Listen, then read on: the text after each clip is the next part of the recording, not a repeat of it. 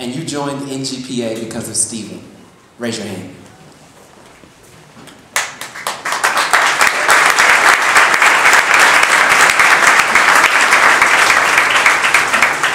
I'm sure many of you have heard that there's going to be a scholarship fund in his memory. And as you know, Stephen's very, very well connected, far beyond the general person. And it's our commitment to you and NGPA to ensure that that really carries out Stephen's work. But I look to you young pilots because it was really important to him to get you engaged with the generation before you. Look to them for leadership, look to them for guidance, but always be who you are. And know that you now have a new family that's going to support that legacy and that memory. And I say all that to say to introduce our next speaker. There's the chief pilot of, forgive me, I'm not a pilot, I want to get this right, the highest ranking pilot in the room from NGPA, not NGPA, from ExpressJet. I saw him and his wife here earlier. Is he still here? Okay, if I could get him and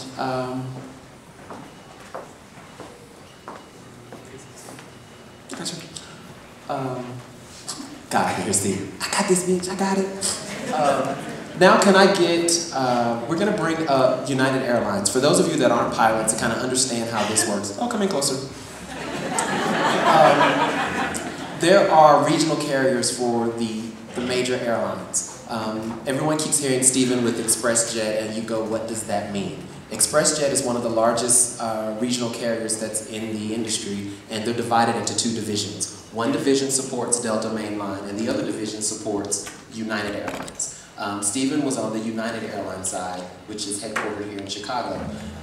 There was a lot of work within ExpressJet that Stephen was doing, but now we're going to introduce you, because you know, he didn't know limits.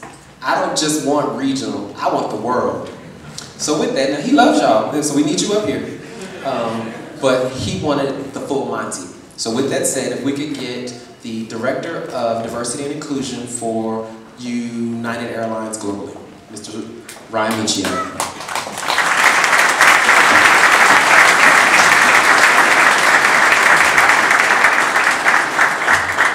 Thanks. Courtney's going to switch something up. Hold on. All right. Good afternoon, everybody. The amount of love that's in this room is really pretty amazing, and it really does feel my heart. And before I begin, I have to say thank you to Nate for putting your faith in me and giving me this honor to share a few words today. As I reflect here and look out to see all of you, Nate, Stephen's family, his dearest friends and colleagues, it doesn't surprise me that there's so many of us in this room. We are here today, and some have come great distances, investing a significant amount on a last-minute ticket, riding standby or a jump seat, or have extended their generosity to others who so desperately wanted to be here to celebrate the life of Stephen Moore. What I'm about to share with you is not something I consider a typical eulogy or a sales pitch, but it's a love story. And we all have our own Stephen Moore love story. As Courtney said, my name is Ryan Miccio, and I help run the Diversity and Inclusion Office at United Airlines. It is in this capacity that I came to know Stephen. I have the professional privilege of advocating for the diversity, inclusion, and dignified and equal treatment of our over 85,000 employees around the world. And I also provide consultation and guidance to our partners in the United Express family. When I heard the news of Stephen's passing, it was a day that I experienced the highest of highs and the lowest of lows. I was at work and just finished hosting a large event to celebrate Diversity Awareness Month, which occurs every October at United. This diversity event at United's corporate headquarters was a celebration of everyone and everything. The 90-minute program attracted over 500 people, including our most senior executive officers of the company, who enjoyed various cultural performances like salsa dancing, martial arts demonstrations, Brazilian food, and various musicians. Our business resource groups were also on hand, sharing their progress in attracting new members. Stephen was a member of Equal, which is our LGBT and ally business resource group, and would often share what was going on with the group with NGPA members from United. The minute I sat back down at my desk, feeling all the pride in my coworkers, I turned up my phone to receive the news you never want to read about a dear friend. I was stopped in my tracks, collapsed in my chair, and I didn't know what to do. Frantically, I turned to Facebook and news outlets to try and validate the information. Like a lot of us in this room, my mind started to wander. I thought, this can't be true. How awful and horrific for Stephen, and oh my God, what about Nate? Where is he? How is he? And his and Stephen's family. My heart was broken. I quickly left work and headed home, and on the train I started to scroll back to our text message conversation so I could see what we were most recently talking about.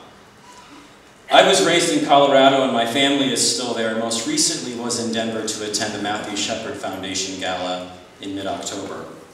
And as I always do, I let Stephen know that I was coming to Denver. And on this visit, Stephen had actually agreed to provide a flight for me and my dad in the Mooney as a belated birthday gift to my father. Unfortunately, that Sunday morning, the weather forecast wasn't ideal for flying, so we decided it would be best to postpone. Stephen, I know you had a lot of pride in that plane, and I wish we could have taken to the skies together. The last thing that Stephen said to me after I sent him a photo of me and my mother from that gala was, "Mary, you're such a socialite." Over the past couple of years, I've had the great privilege to build a close friendship with Stephen and Nate and watch their love for one another grow stronger each day. There have been times, late at night, during my visits to Colorado, where I have driven what feels like across the state, but for those of you that know, it was just Denver to Westminster, to their house for a visit. We talk about life and important things like love, dating, our work, the NGPA, home improvement projects, real estate investments, and what doorknob Stephen was installing on the front door of the crash pad. He was very, very proud of that. Nate would make us drinks, and Stephen would ask me, "Mary, when are you going to give me a job at United?" I'd respond, "Pumpkin, when are you going to find me a husband at United Express?" This banter with one another was our love story. Stephen was a selfless man, an advocate for equality, and someone who believed that everyone deserved to be treated with dignity and respect at work. He would move mountains and knock down obstacles for anyone he knew that was going through a struggle. He mentored and inspired countless individuals, whether he knew it or not. And for that, the world is a better, safer, and more inclusive place. I often tell people that the main goal of my line of work is to manage myself out of a job. If I was successful in that, it would mean that we wouldn't need folks to monitor and advocate for diversity and inclusion in the workplace. But because we don't live in that world, our work continues. And that's another aspect of Stephen and I's love story. We shared this energy and passion, and over a year ago started a conversation about how United could partner with the NGPA in a more formal way. And I'd personally like to thank Cordy Lash and Mark Champion for encouraging us to do this work together. Stephen explained the history of the NGPA, and I was so impressed with how he led the group with so much charisma and courage. Stephen was unapologetic when it came to making the flight deck a more comfortable place to work for LGBT aviators. We talked back and forth on how to position United to become the first mainline carrier to be a year-round corporate partner. It made sense to me as I believed it was a complete alignment with our corporate diversity strategy, which includes developing leaders, maximizing engagement, expanding the brand in diverse communities, and attracting and retaining diverse talent.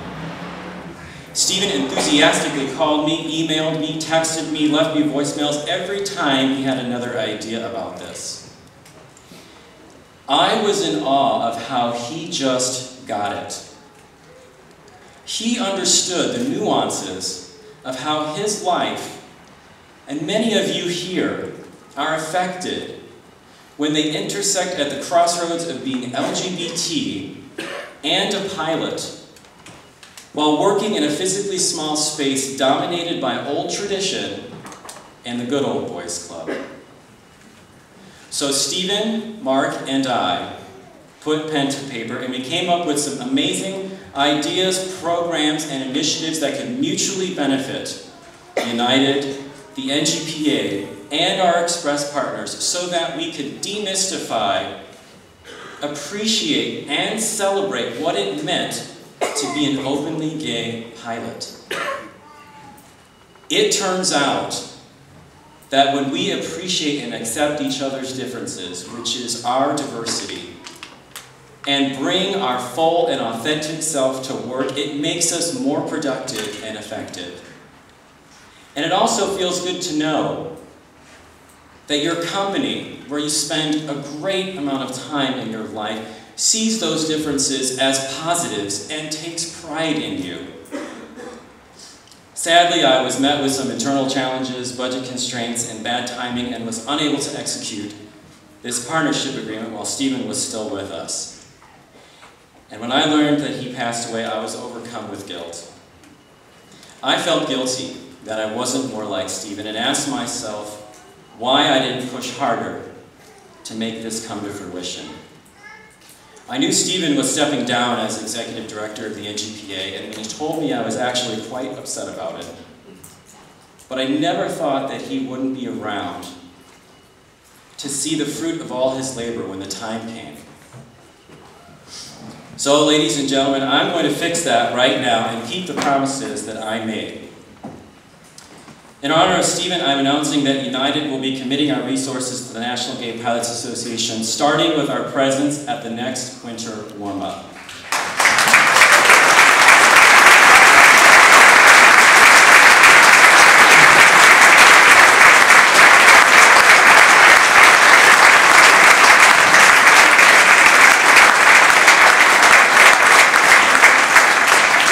We will come to Palm Springs in January and bring our recruiters and other key stakeholders from flight operations, human resources, and our business resource group so that we can have a meaningful presence the way Stephen envisioned.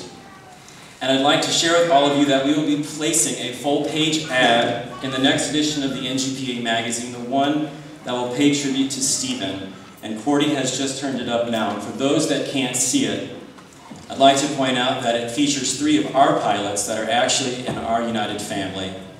Across them it says inclusion friendly, and at the very bottom it says in honor of First Officer Stephen Moore, proud to support the National Gay Pilots Association.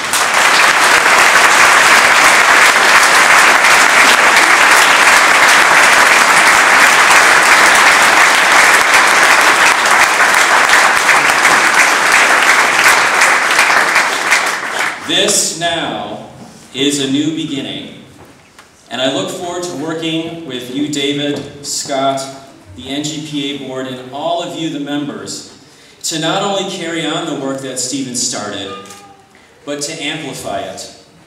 Together we will develop and deliver meaningful educational programs and training opportunities. We will support our regional pilots to develop their careers to the main line, and we will aspire to dedicate a scholarship for the Education Fund in United's name. These were just some of the ideas that Stephen had. So Stephen, this is my love story to you. It is my celebration of you. And the way that we write the next chapter together from today forward is that I and United will stand closer to everyone and everything that brought you so much joy and pride in your life. And Stephen and I together challenge all of you to never accept living your life at work any differently than the way you do at home. Thank you very much.